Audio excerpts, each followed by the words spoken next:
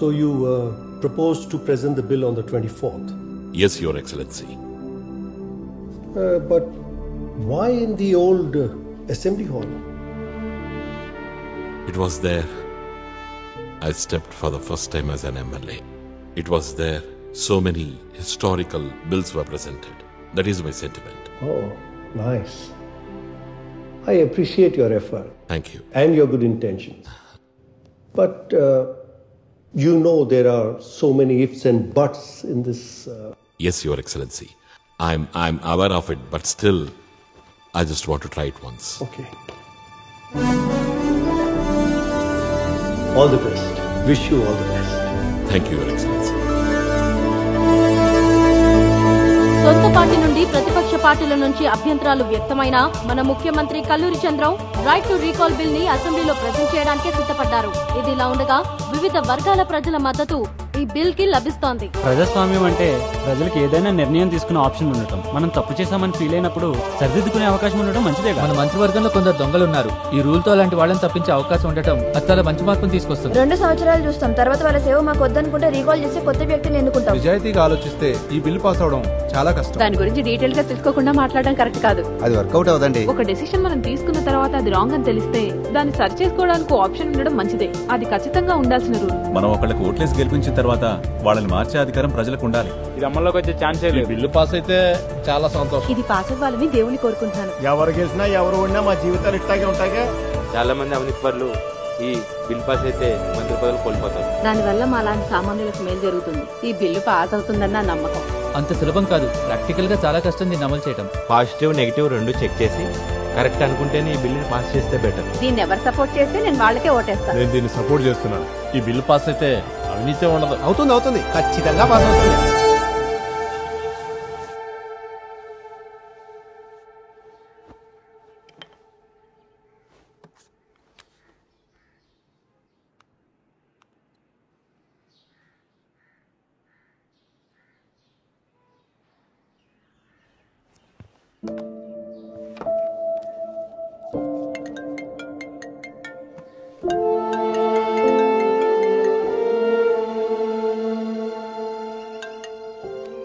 Hello, బయలుదేరావా?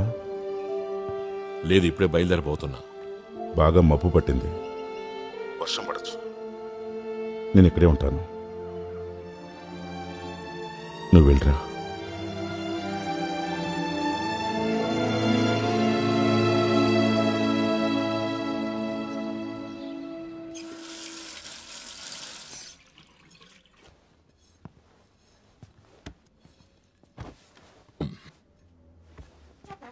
Uncle, ఈరోజు మనం కలిసి తిందాం రండి.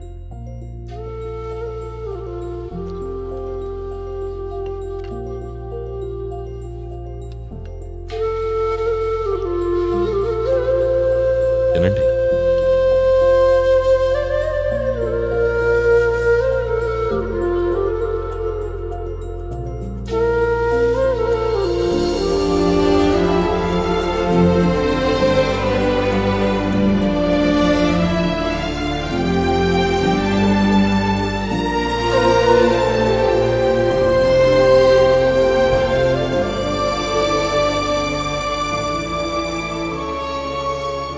Good morning. Good morning sir.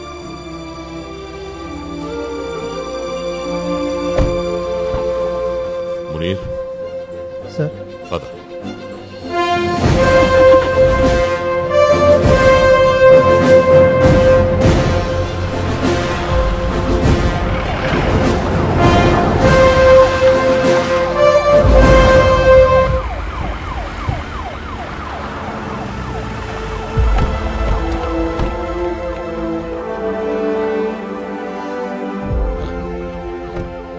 Good luck to you, sir. Thank you. Let this be a memorable day, sir, for all of us. Sure.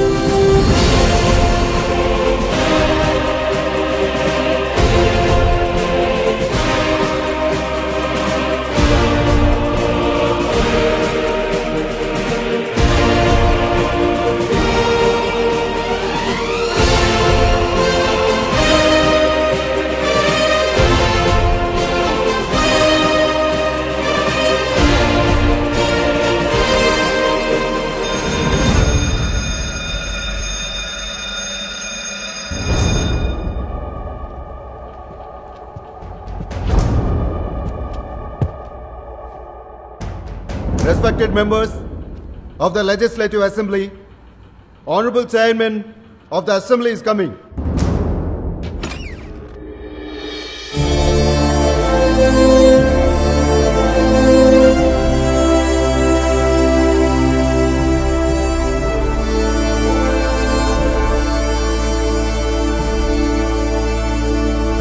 The right to recall. Vote వేసి గెలిపించుకున్న తమ ప్రజాప్రతినిధి పనితీరు పట్ల సంతృప్తిగా లేకపోతే 5 సంవత్సరాల కాలపరిమితి కంటే ముందే ఆ ప్రతినిధిని తిరస్కరించే అధికారం ప్రజలకిచ్చే బిల్. ఈ బిల్ సభలో ప్రవేశపెట్టడానికి గౌరవనీయులైన ముఖ్యమంత్రిని ఆహ్వానిస్తున్నాను. బిల్ ప్రవేశపెట్టిన తర్వాత చర్చ ప్రారంభమవుతుంది. సార్, గవర్నమెంట్ అంటే కేవలం ఒక వాక్యం మాత్రమే కాదు, ఒక ఆత్మ ఉన్న, జీవం ఉన్న, అస్తిత్వం ఉన్న ప్రజల కోసం పనిచేసే వ్యవస్థ. ఈ వ్యవస్థను ఎన్నుకునేది ప్రజలే. అందుకే తామెన్నుకున్న ప్రతినిధులు ఎంతకాలం అధికారంలో ఉండాలో తీర్మానించే అధికారం ప్రజలకే ఉండాలి. గత కొన్ని రోజులుగా ఈ బిల్ కాపీస్ ని సభ్యులందరికీ సర్క్యులేట్ చేశాం. అందరూ కలిసి దీన్ని పాస్ చేసి తెలంగాణలో దీన్ని అమల్లోకి తెచ్చేందుకు సహకరించాల్సిందిగా అభ్యర్థిస్తున్నా. సార్, దీనికి ఓటింగ్ పెట్టాల్సిందిగా కోరుతున్నా.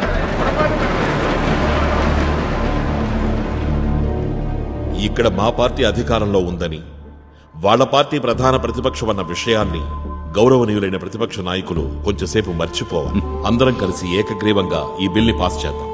భావితరాల మేలు కోసం దీన్ని వారసత్వంగా మనమిద్దాం. సార్, వేరే ఏ రాష్ట్రంలోనూ వేరే ఏ గవర్నమెంటు ఇలాంటి బిల్లుని సభ ముందు పెట్టలేదు. అందుకే మేము ఏకగ్రీవంగా ఈ బిల్ని పాస్ చేయాలనుకోవట్లేదు. సార్, దయచేసి ఓటింగ్ పెట్టండి.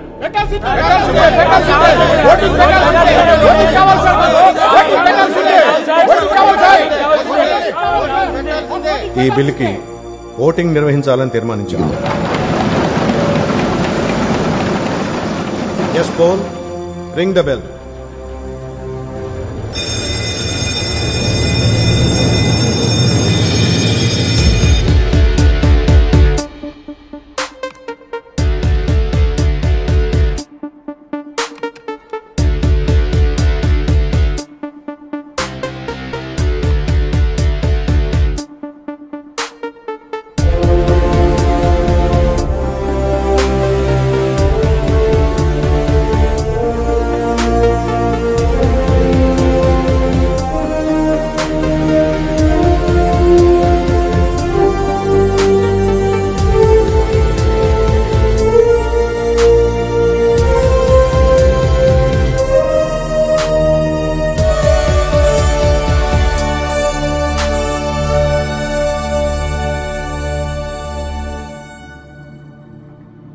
మంది ఈ బిల్లుకు అనుకూలం.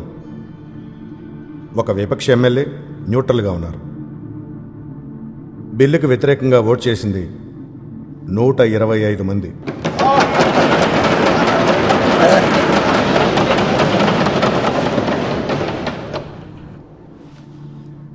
ఈ బిల్లుని సభ తిరస్కరించింది.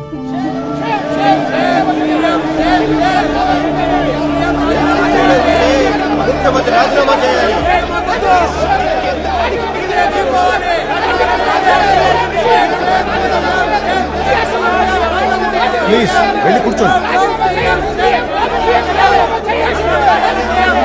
కూర్చోండి. శ్రీనివాసరావు గారు, దయచేసి మీ సీట్లోకి వెళ్ళి కూర్చోండి. కూర్చోండి, కూర్చోండి. దయచేసి అందరూ మీ సీట్లో కూర్చోండి. సైలెన్స్. సార్, ప్రజలతో ఎన్నుకోబడ్డ ప్రజాప్రతినిధిని అదే ప్రజల్ని మభ్యపెట్టి తిరస్కరింపజేయాలన్న హీనమైన తంత్రం ఈ రోజు ఓడిపోయింది. సార్, ఈ రాష్ట్రంలో ఉన్న ప్రజాప్రతినిధుల్ని దొంగలుగా, దోపిడీదారులుగా చిత్రీకరించడానికి, సొంత ప్రయోజనాలను రక్షించుకోవడానికి ఈ సభలో ఉన్న ఏకైక స్వచ్ఛమైన నాయకుడు సీఎం ప్రయత్నించారు. ఇప్పుడే, ఇక్కడే, ఈ క్షణమే సీఎం రాజీనామా చేయాలి. స్వచ్ఛమైన ముఖ్యమంత్రికి ఇది ఒక చరిత్రాత్మకమైన ఓటమి సార్. దారుణమైన బిల్లు సార్ ఇది. దీనికి గాను రాజీనామా కాకుండా ఇంకేం డిమాండ్ చేయగలరు సార్? ఇంకా ఒక్క నిమిషం కూడా ముఖ్యమంత్రికి ఆ స్థానంలో ఉండే అర్హత ఏమాత్రం లేదు. ముఖ్యమంత్రి రాజీనామా చేయాలి. సార్, వీళ్ళు కావాలని గొడవ చేస్తున్నారు. అనవసరంగా రాజీనామా సభ మర్యాదను మంటగలుపుతున్నారు.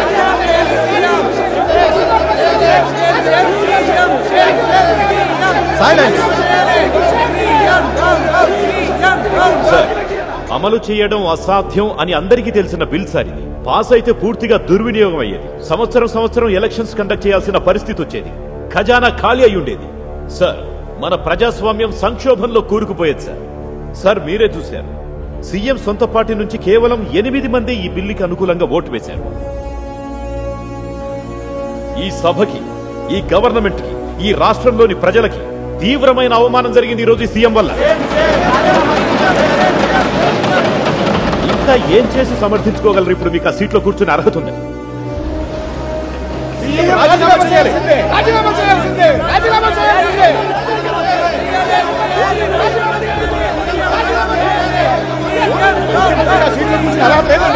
దయచేసి అందరూ మీ సీట్లో కూర్చోండి.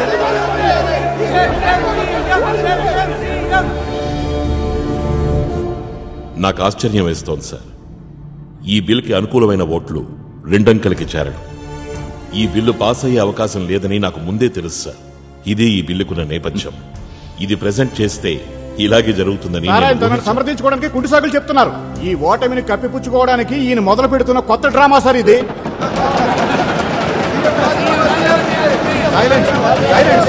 ప్లీజ్ కూర్చోండి. Please let him complete. ఈ బిల్లు పాస్ అయ్యి చట్టంగా మారితే మనలో ఎంతమంది ఎమ్మెల్యేలుగా వారి స్థానాల్లో కొనసాగగలరు? ఎమ్మెల్యే గారు మీరే చెప్పండి. 14. ఆ సంఖ్య కూడా నాకు ముందే తెలుసు. కాలేజ్ విద్యార్థులతో చేయించిన ఒక సర్వే. కాలేజ్ విద్యార్థుల ప్రజల మద్దతు ఉన్న ఎమ్మెల్యేల సంఖ్య ఎంత? అది కూడా 14. ఆ 14 మందే ఇప్పుడు ఈ బిల్లుకి అనుకూలంగా ఓటేశారు. ఈ రిపోర్ట్ ని నేను సభకి సబ్మిట్ చేస్తున్నాను. తెలంగాణలోని 140 మంది ఎమ్మెల్యేల్లో ప్రజల విశ్వాసం పొందింది కేవలం 10% మంది. సార్, ఏ సర్వే గురించి సార్ ముఖ్యమంత్రి మాట్లాడుతుంది? మాలో ఏ ఒక్కరూ ఈ సర్వే గురించి వెళ్ళలేదు. అయినా కూడా కాలేజీ స్టూడెంట్స్ తోనా మీరు ఈ పని చేయించేది?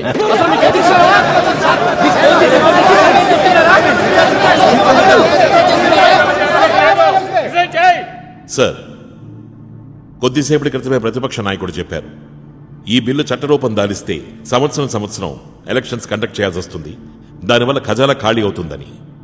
నిజం చెప్పాలంటే ప్రతిపక్ష నేత కూడా ఆయన మాట్లాడిన దాన్ని బట్టి ఈ బిల్లుకి పరోక్షంగా మద్దతిచ్చారు. అధ్యక్ష, ఈ చట్టం గనక అమల్లోకి వస్తే ప్రజాప్రతినిధులు తమ బాధ్యతను ఆత్మనిబద్ధతతో కార్యదీక్షతో నిర్వర్తిస్తారు. వాళ్ల స్థానాన్ని నిలబెట్టుకోవడానికి ఎంతైనా కష్టపడతారు. అప్పుడు చీటికి మాటికి ఎలక్షన్స్ రావు, ఖజానా కూడా ఖాళీ అవ్వదు. ప్రజలు తాము ఇష్టపడ్డ కష్టపడే నేతని వదులుకోవడానికి సిద్ధపడే ఛాన్సే లేదు. సార్, ఇక్కడ విప్లవం సృష్టించాలను ఈ రాష్ట్రంలో నిజాయితీపరుడైన రాజకీయ నాయకుడిని నేనొక్కడేనని ప్రూవ్ చేసుకోవడానికో కాదు ఈ బిల్లు ప్రజెంట్ చేసింది. ఈ పవిత్రమైన అసెంబ్లీలోకి మనం ఎలా అడుగుపెట్టగలిగాం? మనలోని ఒక్కొక్కరి పేరు ఈ హాల్లో ఉన్న చైర్స్ మీదకి ఎలా ప్రింట్ అయి వచ్చాయి? ఎవరైనా ఆలోచించి చూశారా? మనకి ఓటేసిన ప్రజల దయ వల్ల. వాళ్ల కోసం పనిచేయడం మనందరి బాధ్యత. వాళ్ల కోసం మాత్రమే పనిచేయాలని మనకి మనం చెప్పుకోవాలి. సార్, అధికారం ఎవరిని అవినీతిపరుని చెయ్యదు. మనుషులే అధికారం రాగానే అవినీతిపరులవుతున్నారు. ఒకే ఒక చిన్న సంతకంతో ఒక పెద్ద మంచి కార్యం చేయొచ్చు. అదే సంతకంతో చెడు కూడా చేయొచ్చు. మనస్సాక్షికి విరుద్ధమైన ఏదైనా పనిని ప్రారంభించేటప్పుడు లేదా అలాంటి ప్రేరణ కలిగినప్పుడు చేతి వేలి మీద ఇంకు గుర్తు వేయించుకుని మనకు ఓటేసి గెలిపించిన జనాల మొహాన్ని గుర్తు తెచ్చుకోండి. సార్, జనం ఓట్లేసి గెలిపించిన వాళ్ళమే ఇక్కడున్న వాళ్ళందరం. దాన్నలా ఉంచితే అసెంబ్లీకి కొన్ని నియమ నిబంధనలు ఉంటాయి. చట్టాలు చేసే అధికారం అవకాశం మనకే ఉంది, మనమే చేస్తాం.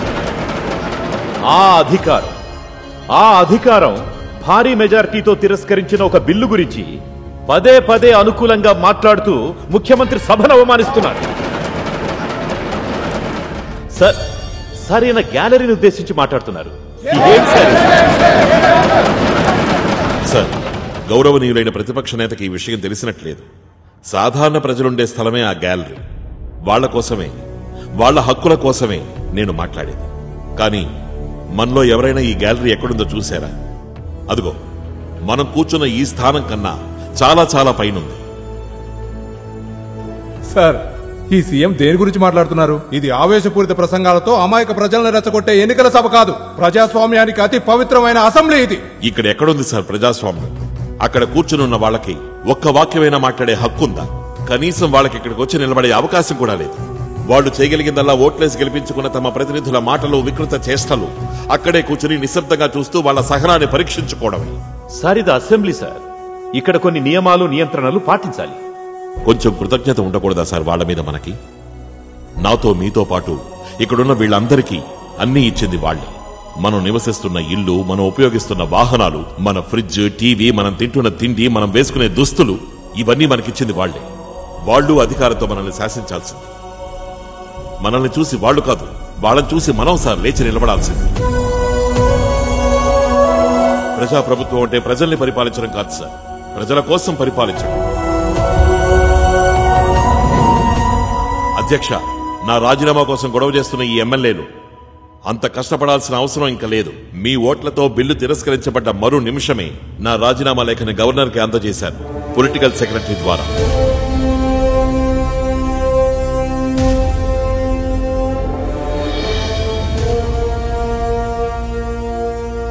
సార్, మీరు అనుమతిస్తే నేను ఇంకో 2 మాటలు మాట్లాడతాను.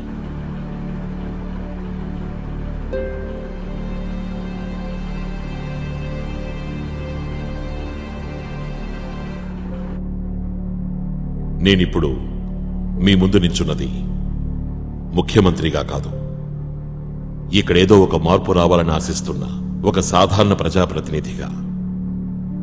నేను కేవలం ఓ ప్రయత్నం చేశాను. దీనికి కొనసాగింపుగా నా తర్వాత 2వ లేదా 5వ లేదా 7వ లేదా 10వ ముఖ్యమంత్రి దీన్ని అమల్లోకి తీసుకొస్తాడు. నేను నిమిత్తమాత్రుడంతే. ఆ విశ్వాసంతోటే నేను రాజీనామా చేశాను. సంతోషంతో, ఆత్మవిశ్వాసంతో, కొన్ని పరాజయాలు కొన్ని గొప్ప విజయాల కన్నా మహత్తరమైనవనే విశ్వాసంతో నేను ఇక్కడి నుంచి మాత్రమే వెళుతున్నాను. నా ఇంటి తలుపులు ఎప్పుడూ మీకోసం తెరిచే ఉంటాయి. నా ఇల్లంటే ఉద్దేశం నేను ఇప్పుడుంటున్న గవర్నమెంట్ ఇచ్చిన అఫీషియల్ హౌస్ కాదు, మా నాన్న నాకు వారసత్వంగా ఇచ్చిన నా సొంత ఇల్లు. నేనక్కడ మీకోసం ఎదురు చూస్తాను. మీరు చెప్పింది వినడానికి. నాకు మీరు మాత్రమే ఉన్నారు చెప్పడానికి. నాకు సంబంధించి రాజకీయం ప్రజల మీద అధికారమో ఆధిపత్యమో చూపించుకోవడానికి ఒక ఆయుధం కాదు. రాజకీయం నాకు సంబంధించినంత వరకు ప్రజలకు అండగా ఉంటూ ఎంతో కొంత మంచి చేయడానికి ఒక మార్గం మాత్రమే.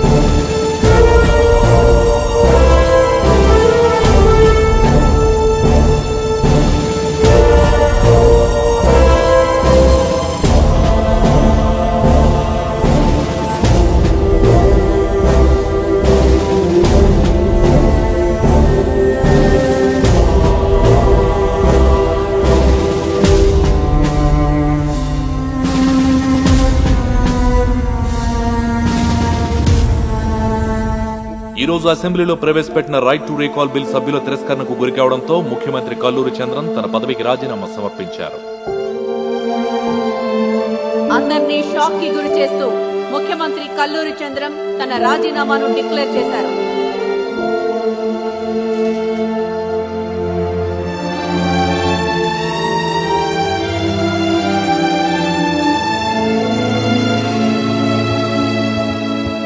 పడిపోతావు, జాగ్రత్త. అమ్మా, పాలిటిక్స్ లో రైట్ టు రికాల్ అంటే ఏంటి? 1 సెకండ్ నాన్న. ఏమండి, లీవ్ ఓకే అయిందా? తాత, దీని గురించి నువ్వేం చెప్పవా?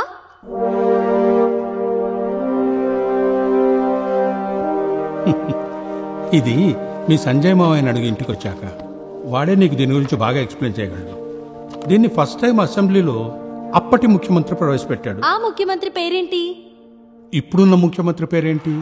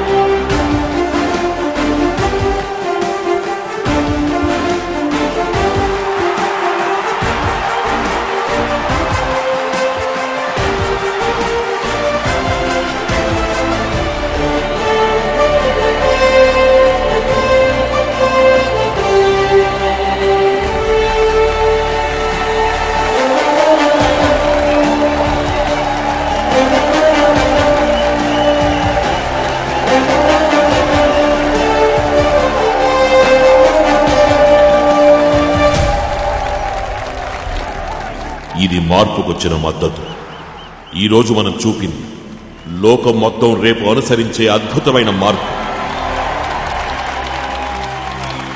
ఇంకు మనకు పూయించుకున్న మీ చూపుడు వేలే నన్ను ముందుకు నడిపిస్తోంది. ఈ రాష్ట్రంలో ఇక నుంచి అధికారం ఏ నాయకుడికి లేదు, ఏ మంత్రికి లేదు. మీరే నంబర్ 1.